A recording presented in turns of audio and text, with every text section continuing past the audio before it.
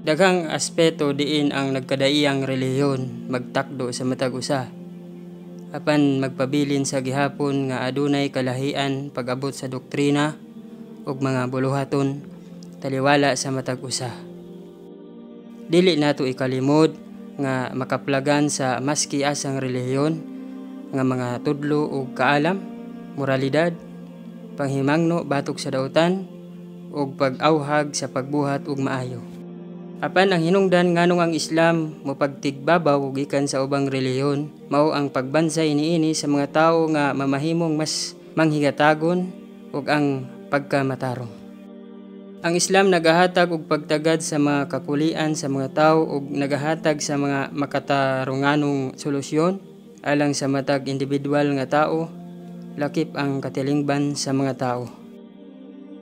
Bisan pa man adunay nagkanilaing relihiyon sa tibok kalibutan, ang matag usa niini kontento na sa ilahang kaugalingong bersyon sa kamatuoran. Apan ang Islam na kinatibuk-an mao kini ang kompleto ug balaanong gipadayag nga relihiyon tungod sa pagkakompleto niini sa tanang legal nga sumbanan alang sa katawhan. Tungod niini gisulti sa Quran, kamatuoran nga ang din o reliyon o pamaagi alang sa Dios mao ang Islam.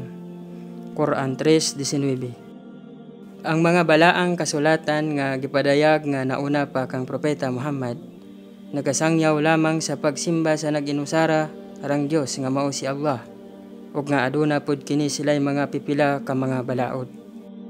Apan ang matag usa niini alang lamang sa partikular nga pundok sa mga tao sa partikular nga panahon aron matagaan og solusyon ang ilahang partikular nga mga kakulian ug mga panghitabo.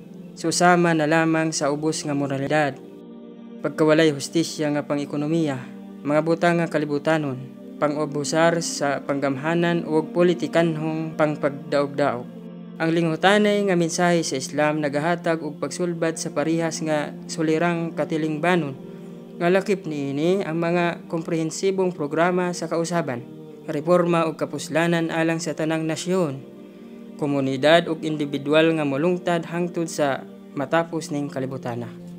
Ang pagkapropeta ni Propeta Muhammad nagsugod sa higayon nga ang balaan nga lamdag nahimong abli nga giya sa kinatibuk-an, mas dako kinig bilangkuban ug mas detalyado.